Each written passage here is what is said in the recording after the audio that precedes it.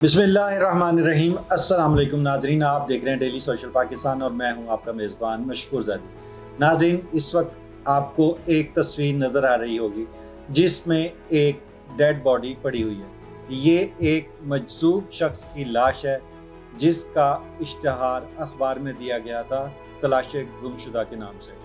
और ये नाजरीन दूसरी तस्वीर जिसमें इसका एक बहुत बड़ा जनाजा हो रहा है जो कि मुजफ्फराबाद आज़ाद कश्मीर की तारीख का सबसे बड़ा जनाजा है। ये वाक़या कैसे हुआ, आज इस पर डिटेल से बात करेंगे। नाज़रीन, ये शख्स जो आपको स्ट्रेचर पे जिसकी बॉडी नज़र आई है, इसका नाम लियाकत साईं है।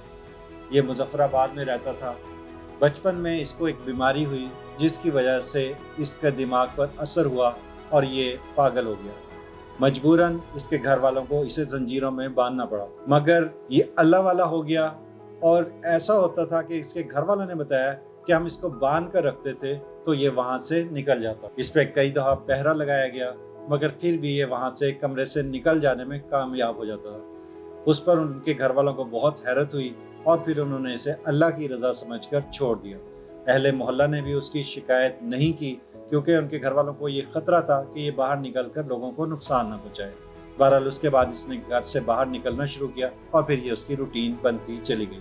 उसके बाद इस शख्स को मुजफ्फराबाद का हर शख्स जानने लगा और इसे साईं बाबा के नाम से इसकी पहचान हुई। लोग इससे मानूस हुए और फिर इसको अल्लाह ताला की तरफ से ऐसी गैबी ताकत मिली कि ये जिस शख्स के हाथ पे कांधे पर हाथ मारता उस शख्स का बेड़ा पार हो जाता था।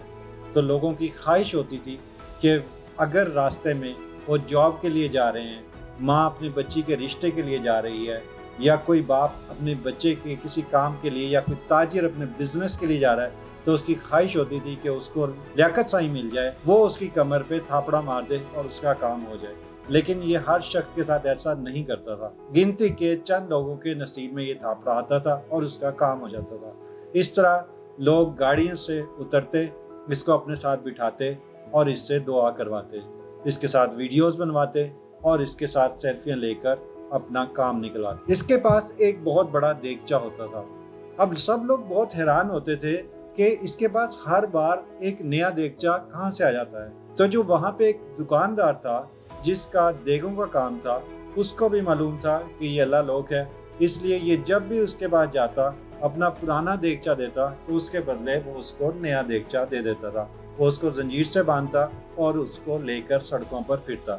इसकी पॉपुलैरिटी का ये आलम हो गया था कि आज़ाद कश्मीर का प्रेसिडेंट और प्राइम मिनिस्टर भी जब प्रोटोकॉल गुजरता था, इसको सड़क से नहीं हटाया जाता था, बल्कि वो उसको हाथ हिलाकर चले जाते थे।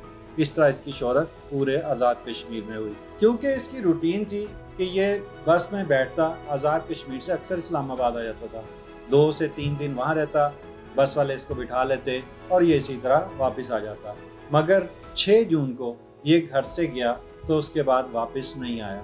3 रोज़ तक तो घर वाले यही समझते रहे कि लियाकत साईं वापस आ जाएगा, मगर ऐसा इस बार नहीं हुआ।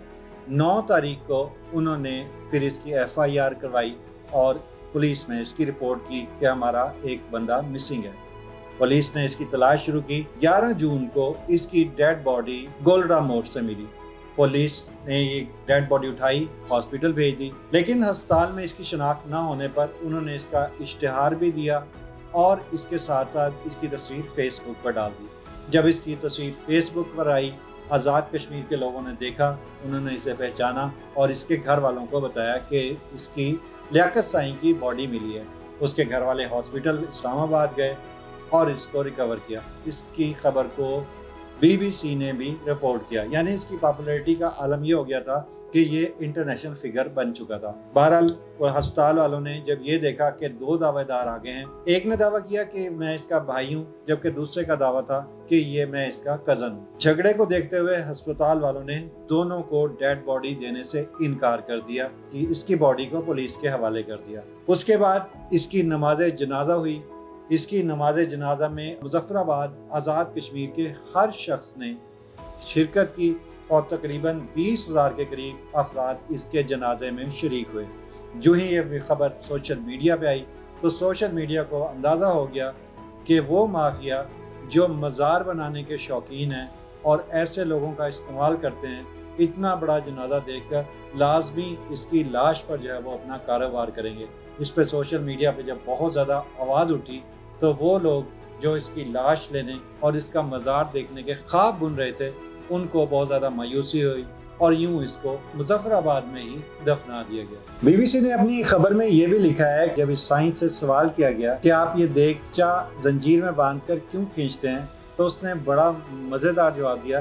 اس نے کہا کہ مجھے اس کی آواز بہت اچھی لگتی ہے اور اسی وجہ سے وہ اس دیگچے کو لے کر مظفر آباد کی گلیوں میں سڑکوں پر پھرا کرتا تھا۔ امید ہے آپ کو ہمارا یہ پروگرام اچھا لگا ہوگا۔